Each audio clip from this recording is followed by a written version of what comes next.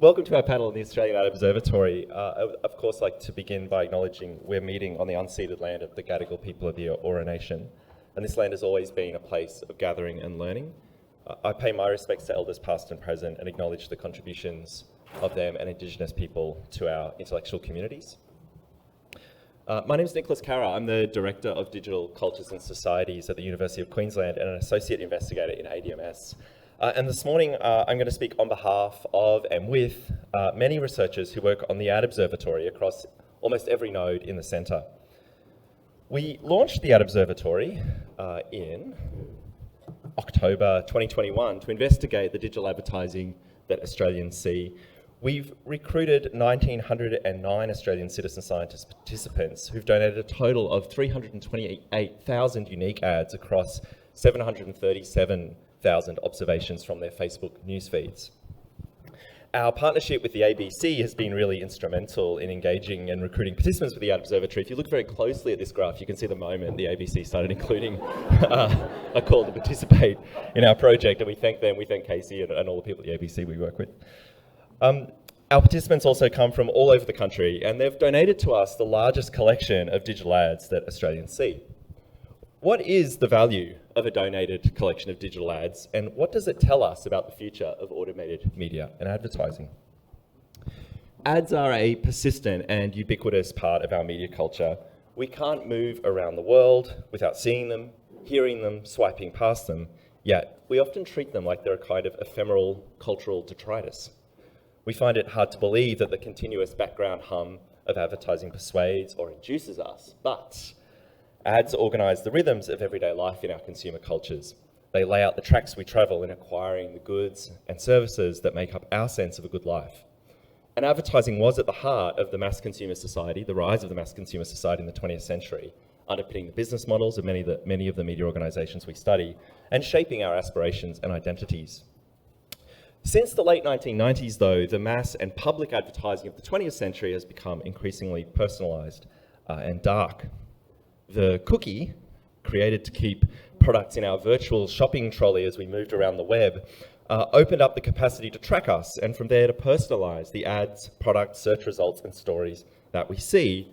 And a new kind of advertiser-funded media emerged across search and social media platforms where ads could be sold without having to invest in the production of content.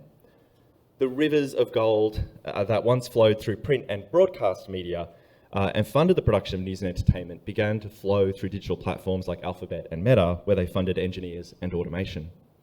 Piece by piece, digital platforms automated the collection of data, the targeting of ads, and the construction of audiences. And with the launch of custom and lookalike audiences from the mid-2010s, the automation of audience building and ad assembly became increasingly more associative and probabilistic. Advertisers no longer necessarily name specific criteria, but let the ad model test and refine audiences over time, tuning them towards certain actions, dwelling on content, tapping a button, making a purchase. And we're now this year witnessing the rise of the automation of ad content itself. Alphabet recently announced that advertisers will be able to supply creative, and a generative algorithmic model will remix the ads. And in March this year, Levi has announced a partnership with the digital agency La La Land to use generative AI to create diverse synthetic fashion models. The Verge reported this would allow customers to see clothing on body-inclusive models spanning a wide range of body types, ages, sizes, and skin tones. Digital platforms' advertising model is often described as dark, and we mean that in two senses. First, the ads are only visible to the individual served the ad and only for a moment in time. And secondly, the automated models that serve ads are increasingly inscrutable. The paradox of digital advertising is that at the moment in history, where media and advertisers know more than ever about us, we know less than ever about them, and this development is a profound one.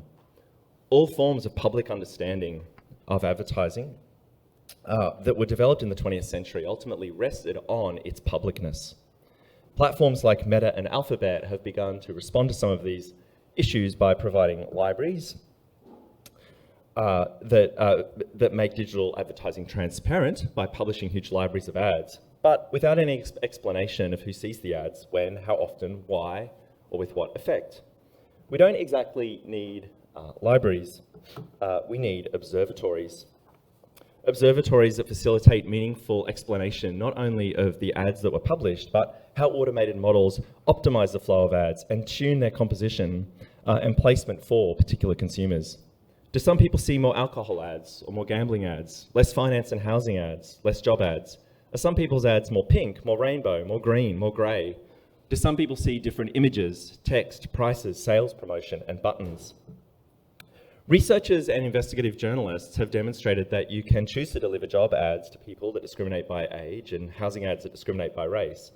But even when the ad model restricts advertisers from using categories related to race, gender, or age, as many now have, the model learns to target based not on who we are, but as Tao Fan and Scott Walk have put it, who we are proximate to. The ad observatory then is not just a collection of ads. We follow who sees what. We can also see metadata like the waste, why am I seeing this ad tags, that give us a glimpse of why people are seeing particular ads. We can see how we are categorized and how we are associated with one another. And we can also track changes in ad formats. For instance, many digital ads are now also tappable buttons that directly integrate advertising with retail. And we can see what kinds of advertisers are using buttons to convert their calls to action. The Australian Ad Observatory is the kind of project that you can only undertake in a centre of excellence like ADM+S, where we can develop the research infrastructure and a seriously interdisciplinary team of researchers, data engineers, and partner organisations. Researchers from computer science, law, sociology, media, and cultural studies with diverse questions and approaches. And we also bring many of these questions and complications to our extraordinarily industrious and skillful and obliging data engineer, Abdul Obeid. Where are you, Abdul? Good to see you, as always. The Ad Observatory also involves collaboration with many partners who have a stake in the accountability and explainability of digital advertising, including Choice, the Consumer Policy Research Centre, the Foundation for Alcohol Research, and the ABC. Many of our partners are here today. And we've worked with them in public events, a hackathon, investigative reporting, and sustained policy engagement, including meetings with senators, MPs, and policymakers. Digital platforms should be required to enable meaningful observability of their advertising models. The value of the Ad Observatory is not just what we find, but in the demonstration of an infrastructure for accountable automated media. In this morning's session, we're going to both showcase what the Ad Observatory makes possible, and we're going to talk with a panel of industry experts to figure out what ad observatories in the coming decade might need to be able to do. So we'll begin with 3 lightning talks. Dr. Cesar Albarán Torres will talk about gambling. Cesar is an affiliate investigator with ADM+S at Swinburne University. Lauren Hayden will talk about alcohol. Lauren is a PhD candidate with ADM+S and working on an ARC linkage project with FAIR. And Professor Christine Parker will talk about greenwashing. Christine is a chief investigator in ADM+S and a professor of law at Melbourne Law School. And following these 3 talks, we'll move to a panel discussion about the dynamic, present, and future of automated advertising with Jonas Yanimagi from the Interactive Advertising Bureau, Shaman Griffiths from VML-Y&R, and Richard Warwick from Custom Media, and Professor Jean Burgess from ADM+S. So firstly, over to you, Cesar.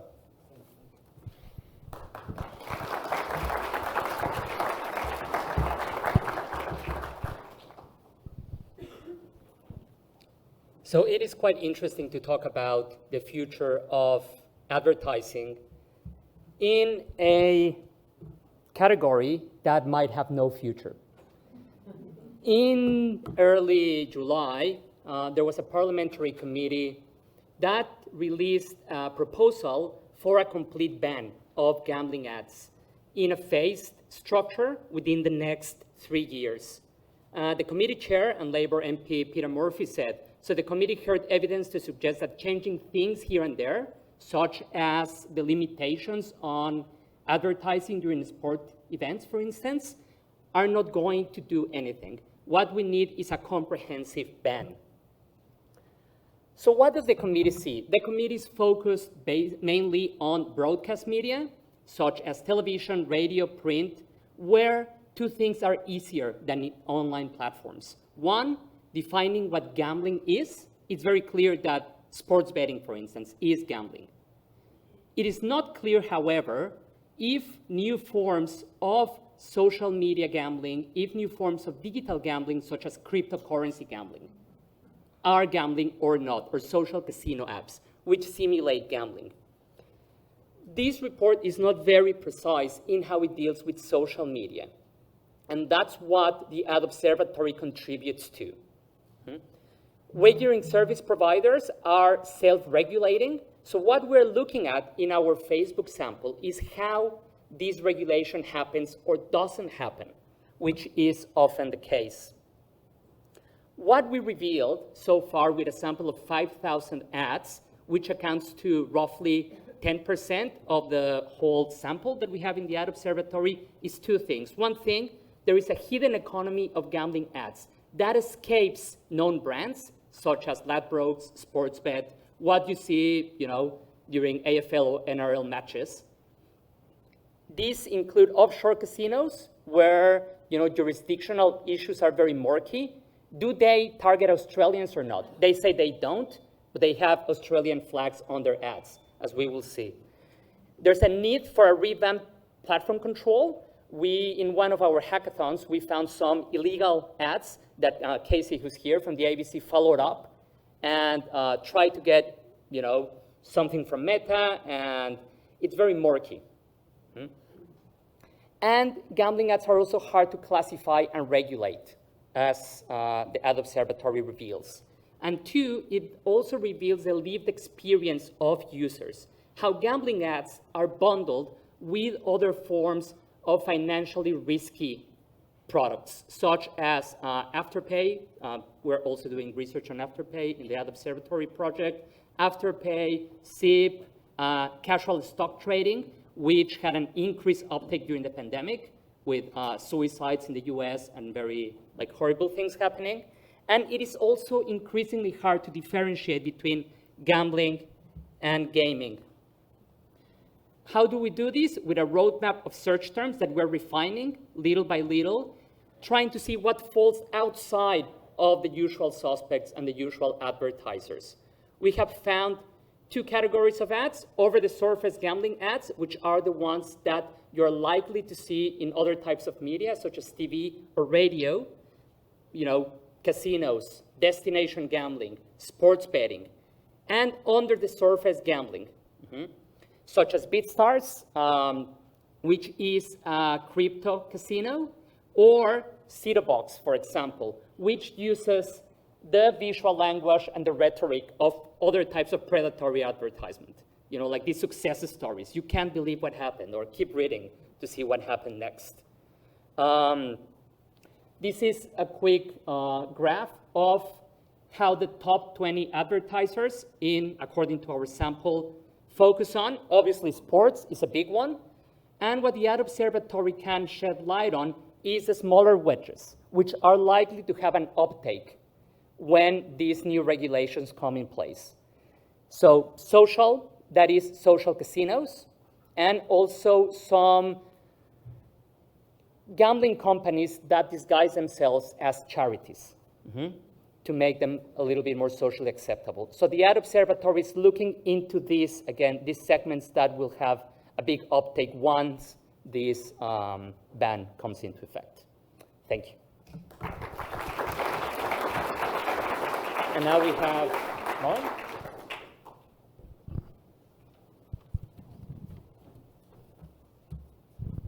Hi, everyone.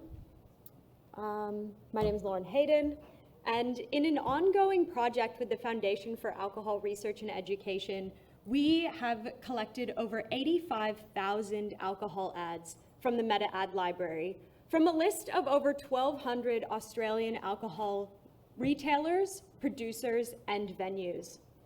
Combining this data set with ads donated to the Australian Ad Observatory, we're able to see when and where alcohol ads appear in the feeds of Facebook users. In the Ad Observatory itself, we have identified 8,151 observations of alcohol ads donated from 488 participants. This might sound like only a sliver, but I'd like to introduce you to Bruce. Bruce is a pseudonym, but a real participant in the Ad Observatory who has donated 125 alcohol ads. This clip is a group of 10 ads that Bruce has donated in one 15-minute browsing session on Facebook. 8 of these 10 ads are for wine. Looking at Bruce's sequence of ads got us thinking, what if we didn't consider our data set as 8,151 ads, but instead as 488 sequences of ads? This concept, which we refer to as an ad sequence, allows us to understand the process of association and optimization carried out by the algorithmic ad model. We can see in Bruce's sequence the ways that alcohol ads increase at certain times of the day and slow at others, and integrate into a much longer sequence of ads for real estate and lifestyle products.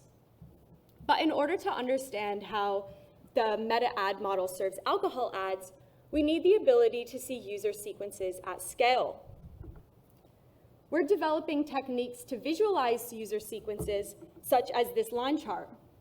So right now, each line represents one particular user out of the ad observatory, where we've cumulatively plotted their ad sequence on whether they saw an alcohol ad on the y-axis and a non-alcohol ad on the x-axis.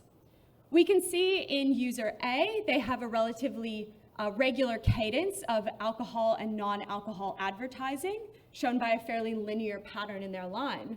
On the other hand, user B has longer periods without any alcohol advertising, and then punctuated by bursts of alcohol ads, which we can see in this steep increase.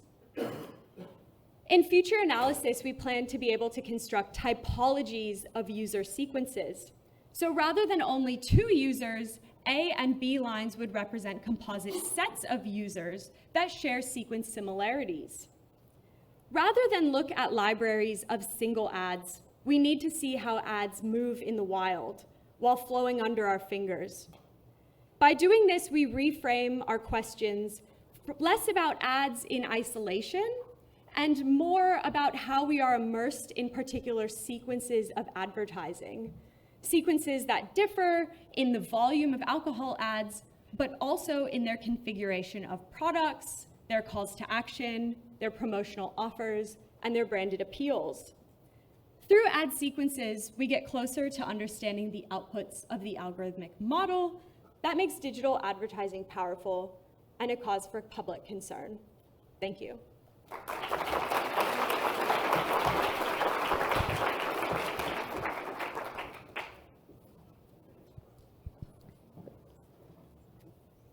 The two previous talks highlighted how social media ads tune into users' flow of content in ways that may accentuate negative behaviour and consequent harm.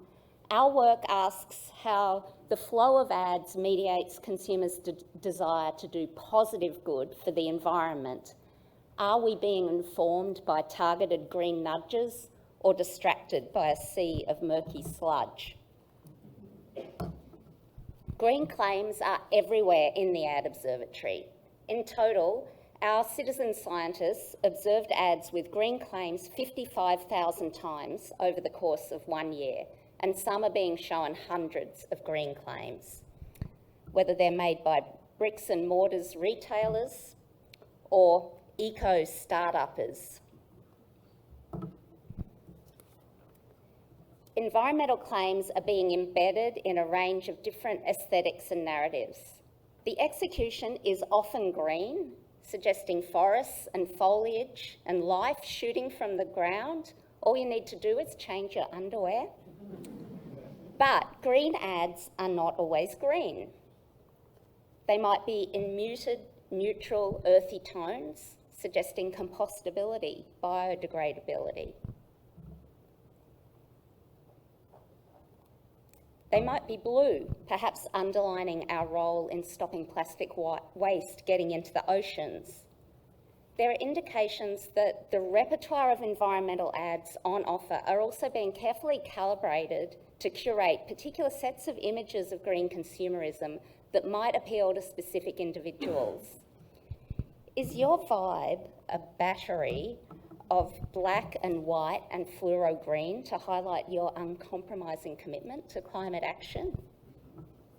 Or do you like to see yourself as someone who cares for yourself, your home and your family, while also caring for the earth, a more pastel-y purple vibe? Some of us are seeing ads apparently intended to make us feel good about consumption that may not be really necessary and might even harm our health. But the more pernicious problem is the great greenwashing. The explosion in use of unsubstantiated and unevidenced green claims that consumer and environmental regulators and advocacy groups around the world are currently grappling with.